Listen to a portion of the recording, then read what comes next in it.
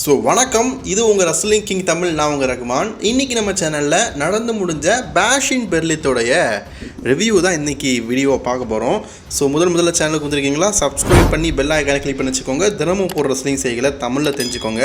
நட்புக்காக like பண்ணிக்கோங்க. உங்களுடைய ஒவ்வொரு லைக்கும் அடுத்தடுத்த ஃப்ரெண்ட்ஸை நம்ம சேனலில் உருவாக்குறதுக்கு ஒரு பெரிய ஹெல்ப்பாக இருக்கும். ஸோ பேஷின் பெர்லின் ஆரம்பித்த உடனே WWE பார்த்தீங்கன்னா ஃபஸ்ட்டு மேட்சாக வந்து அன்டிஸ்பியூட்டட் WWE மேட்ச் நடத்துகிறோம் அப்படின்னு சொல்லிட்டு முடிவு பண்ணிட்டானுங்க.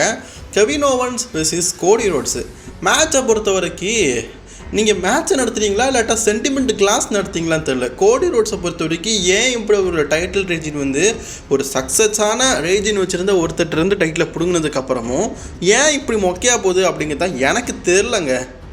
இப்போ கோடி ரோட்ஸுக்கும் கெவின் ஓவன்ஸுக்கும் மேட்ச்சில் கெவின் ஓவன்ஸ் வந்து ஃபேஸாகவே இருக்கட்டும், பட் ஆனால் அவருக்கு நல்லாவே தெரியுது கோடி ரோட்ஸோட கால் வந்து இன்ஜுரியாக இருக்குது, டார்கெட் பண்ணி அடிக்கணும்னு. மேட்ச் விளையாடும் போதெல்லாம் பார்த்தீங்கன்னா ஐயோ கோடி ரோட்ஸுக்கு அடிப்பட்டுட்டாங்க, அடிக்கக்கூடாது நண்பன் அப்படின்னு சொல்லிட்டு ஒரு எமோஷனல். ஸோ அதே மாதிரி கார்னரில் போட்டு பாப்பா பேர் போடுவார்ல, அப்போ கூட ஐயையோ பாவம் நண்பன் உன் நண்பன் சொல்லிட்டா கோடி ரோட்ஸ் பார்த்தான். அதாவது இதில் இலிச்சாவாயன் ஜோக்கர்னா கெவின் ஓவன்ஸ் தான். சும்மா அவன் பாட்டுக்கு ஹெல்ப் பண்ணிட்டு போனவனை பேஷின் பெர்லில் என் கூட மேட்ச் விளையாடுன்னு சொல்லிட்டு வம்புல துட்டது கோடி ரோட்ஸு. பேஷின் பெர்லியில் தோத்துட்டாரு கெவின் ஓவன்ஸு. இந்த மேட்ச்சில் தோற்றதுக்கப்புறமா கூட கெவின் ஓவன்ஸோட ஃபேஸை பார்க்கும்போது எனக்கு பாவமாக தான் இருக்குது. சும்மா சுற்றிட்டு இருந்த மனுஷனை உனக்கு டைட்டில் ஆப்பர்ச்சுனிட்டி தாருன்னு சொல்லிட்டு கூப்பிட்டு வந்துட்டு கடைசியில் நீ என் முதுகில் குத்திடுவியான்னு கேட்டிருக்காரு கோடி ரோட்ஸு. இது என்னை பொறுத்த வரைக்கும் கோடி ரோட்ஸ் தான் இங்கே ஹில்டன், வில்லனே கோடி ரோட்ஸ் தான். இந்த கெவின் ஓவன்ஸ் பாவம். இந்த மேட்ச்சில் கோடி ரோட்ஸ் வந்து சக்ஸஸ்ஃபுல்லி அவருடைய அன்டிஸ்பியூட்டட் WWE சாம்பியன்ஷிப்பை ரீட்டைன் பண்ணிட்டாரு. அது ஒரு சந்தோஷமான விஷயந்தான். சரி, நெக்ஸ்ட்டு டைட்டில் மேட்ச் ஆச்சு. ஒரு கணிக்க முடியாத ஒரு ஃபியூடாக இருந்தால் நல்லாயிருக்கும். இவர்கிட்ட மோதி டைட்டிலில் தோற்றுருவாரோ அப்படிங்கிற மாதிரி இருந்தால் நல்லாயிருக்கும். பார்ப்போம் அப்படி ஏதாவது இருக்கிறான்னு. இந்த மேட்ச் முடிஞ்சதுக்கப்புறமா கெவின் ஓவன்ஸ் பார்த்தீங்கன்னா கோடி ரோட்ஸை கெட்டி பிடிச்சிட்டு போயிட்டார். அப்படியே ஒரு ஹில்டன் தனத்தை பண்ணியிருந்தாருன்னா மஜாவாக இருக்கும். அப்படி எதுவுமே இல்லை. சரி, அதுக்கப்புறமா பார்த்தீங்கன்னா ஜாட் கார்கில் மற்றும் பியாங்கா பலர் இருவருமே இணைந்து பார்த்தீங்கன்னா WWE டாக் டீம் சாம்பியன்ஷிப்பாக பார்த்தீங்கன்னா மோத போகிறாங்க. ஸோ இந்த மேட்சை பொறுத்த வரைக்கும் இது women's talk team championship match அப்படிங்கிறதுனால ஃபேன்ஸ் மத்தியில் ஒரு எக்ஸ்பெக்டேஷன் இருக்க தான் செஞ்சுது, இல்லை அப்படின்னு நம்ம சொல்ல முடியாது. உண்மையிலேயே இந்த மேட்ச்சில் பெரிய எக்ஸ்பெக்டேஷன் ஃபேன்ஸ் மத்தியில் இருந்தது. பட் ஆனால் இந்த மேட்ச் எப்படி இருந்தது அப்படின்னு கேட்டிங்கன்னா கொஞ்சம் குழப்பமான ரிசல்ட் தான். ஜாட் கார்கில் பியாங்கா பலர் இவங்க ரெண்டு பேருமே சேர்ந்து பார்த்தீங்கன்னா வழக்கம் போல் டாமினேட்டராக சண்டை போட்டாங்க. ஆல்ஃபா ஃபேம் ஷிஷாட் டெபிள்கிட்ட பார்த்தீங்கன்னா அவங்களுடைய இதுக்கு முன்னாடி பேஷின் பெர்லினுக்கு முன்னாடி பார்த்தீங்கன்னா அவங்களுடைய ஹோம் கண்ட்ரி யூகேல நடக்கும்போது அவங்க டைட்டில் வின் பண்ணாங்க. இன்றைக்கி தோற்று போயிட்டாங்க, அவ்வளோதான் வித்தியாசம். ஸோ இன்றைக்கி ஜாட் கார்கில் பியாங்கா பலர் வந்து அகெயின் செகண்ட் டைமாக பார்த்தீங்கன்னா உமன்ஸ் டாக் டீம் சாம்பியன்ஷிப்பை வின் பண்ணியிருக்கிறாங்க. இது ஒரு வாழ்த்துக்களை தெரிவிக்க வேண்டிய விஷயந்தான். சரி, 2 மேட்ச் முடிஞ்சிருச்சு. அடுத்த மேட்ச் பார்த்தீங்கன்னா சிஎம் பாங்குக்கும் ட்ரூ மேக்கின்டருக்குமான ஸ்ட்ராப் மேட்ச்சை நடத்துனாங்க WWE. இந்த மேட்சை பொறுத்த வரைக்கும் நிறைய விஷயங்கள் சொல்லலாம். ஃபர்ஸ்ட் ஆஃப் ஆல் நான் அந்த மேட்சை பொறுத்த வரைக்கும் ஸ்டார்டிங்லேயே சொல்லிட்டேன், நம்ம நார்மலாக நடக்கிற ஸ்ட்ராப் மேட்ச் மாதிரி இல்லை. 2 பேரும் சண்டை போட்டுட்டு இருக்க மாட்டாங்க. இது வந்து லைட்டை வச்சு தான் இருக்கும். 4 சைடும் பார்த்தீங்கன்னா ரிங் லைட்டில் லைட் ஃபிட் பண்ணிடுவாங்க. இப்போது ட்ரூ மேக்கின்டர் வந்து ஒரு கெட்டவன் அப்படிங்கிற மாதிரி தானே காட்டுறாங்க, கெட்டவன் சாயத்தை தானே காட்டுறாங்க. அப்போ அவருக்கு லைட்டு பார்த்தீங்கன்னா ரெட்டு, சிஎம் பாங்கு வந்து ஃபேஸ் டைன் கேரக்டர் தானே, அப்போ அவருக்கு லைட்டு வந்து க்ரீனு. ஸோ 4 சைடும் பார்த்தீங்கன்னா ரெட்டு க்ரீன் மாற்றிட்டாங்க. ஒவ்வொருத்தரும் டாப் அவுட் பண்ணணும். இப்போ 4 தடவை ரெட்டுன்னு டச் பண்ணிட்டாருன்னா ட்ரூ வின்னரு.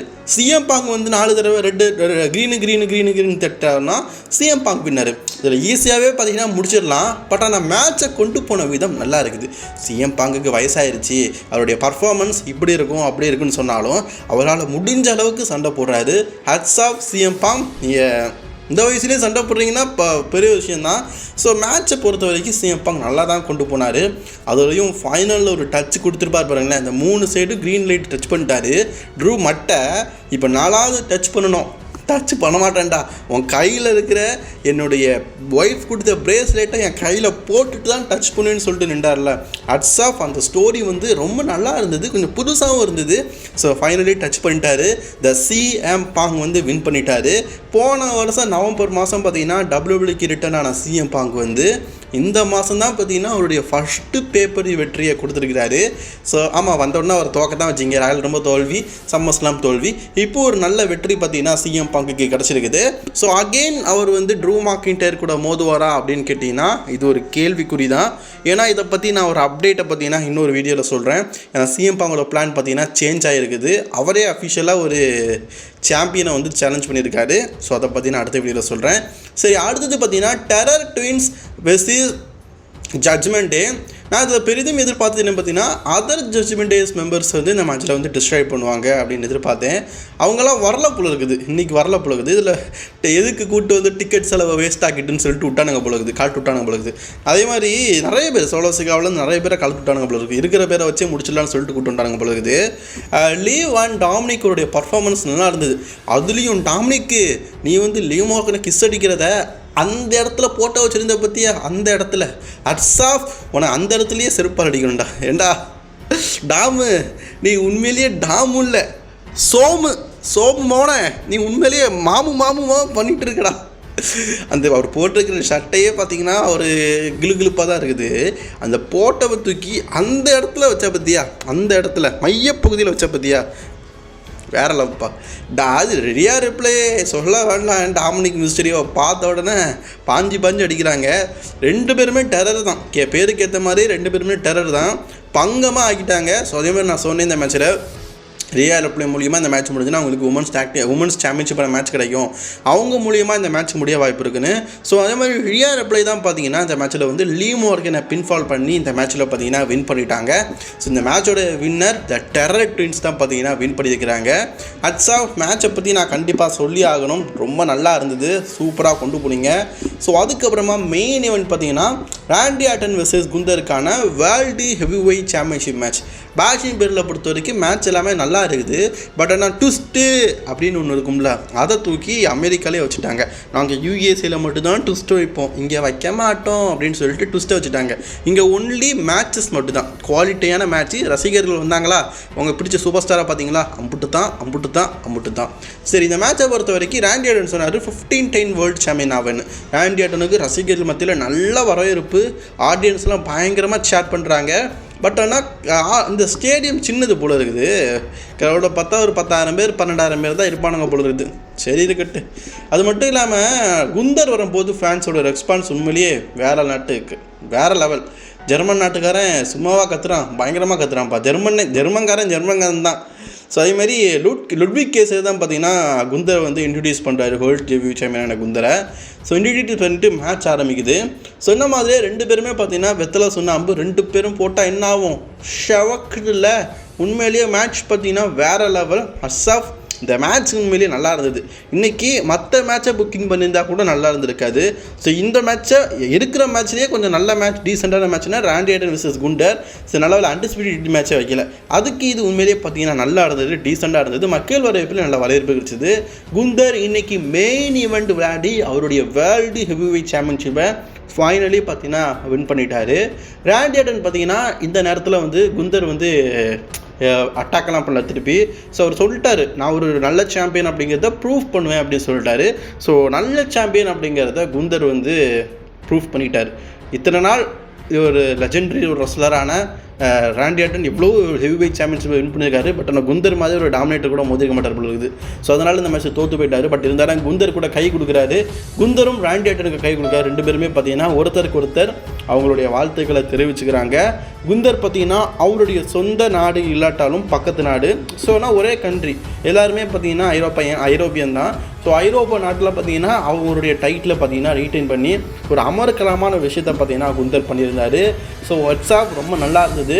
பேப்பரியை பொறுத்த வரைக்கும் குறைகள் சொல்கிற அளவுக்கு பெருசாக எதுவுமே இல்லை அப்படின்னாலும் ரிட்டர்ன்ஸு, இந்த ட்விஸ்ட்டு, வழக்கமாக சம்மர்ஸ்லாமை பொறுத்த வரைக்கும் இந்த வருஷம் சம்மர்ஸ்லாம் வந்து சுமார் தான், மேட்ச் பேஸ் பண்ணி சுமார் தான். பட் ஆனால் ட்விஸ்ட்டு நிறைய இருந்தது. அதனால தான் நம்ம அதை பற்றி பேசிக்கிட்டே இருந்தோம். மேட்ச் நல்லா இருந்தாலும் நம்ம பேசுகிறது ஒர்க்காக தான். ஆனால் ட்விஸ்ட் இருந்துச்சுன்னா ட்விஸ்ட்டுக்குள்ளே இப்படி இருக்குமோ அப்படி இப்படி இருக்குமோ அப்படிங்கிற மாதிரி நினச்சோம். அந்த மாதிரி எதுவுமே இல்லை. அட்லீஸ்ட் நீங்கள் வந்து ஒரு சின்ன ரிட்டனையாச்சும் கொடுத்துருக்கலாம், சும்மா தலையை காட்டிட்டு போகிற மாதிரியாக காட்டியிருக்கலாம். இந்த மாதிரி எதுவுமே பண்ணலை அப்படிங்கிறது தான் ரொம்ப வருத்தமாக இருந்தது. டோட்டலி பேஷிங் பில்லுக்கு என்னுடைய ரேட்டிங் மேட்சை பொறுத்த வரைக்கும் 10க்கு 10 ஆஃப் நான் கொடுத்துருவேன். எல்லா மேட்சுமே சூப்பர். 10க்கு 10. பட் ஆனால் ட்விஸ்ட்டு, ஒரு எக்ஸ்பெக்டேஷன், நம்ம அடுத்து என்ன நடக்கும், தூக்கமாக வருது அப்படிங்கிற மாதிரி இருக்கக்கூடாது.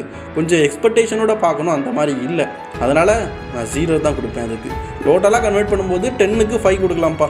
அதேமாதிரி ஜியோ டிவியில் கரை ஏமாற்றிட்டான்ப்பா. நேற்று நான் லைவ் போடும்போது தான் பார்த்தேன். ஜியோ டிவியில் பார்க்கலாம்னு சொல்லிட்டு பார்த்தா இங்கே ஸ்மாக்டவுன் ஓடிட்டு இருக்குது. சோனி 10-4 தான் அதில் ஓடினா இது ஓடி போயிட்டு இருக்குது. சோனி 10-1 பார்த்தா அதையும் ஸ்மாக்டவுன் போயிட்டு இருக்குது. சரி, இந்தி கரண்ட்டை பார்த்தா UFC போயிட்டு இருக்குது.